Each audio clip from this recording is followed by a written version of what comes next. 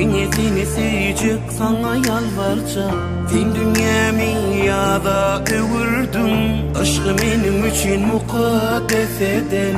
Bu yürek sevgisi, urgusu. Dağlar düzler bize karışya. Seni gören asman nur saç ya. Nezkeren sana yaraş ya.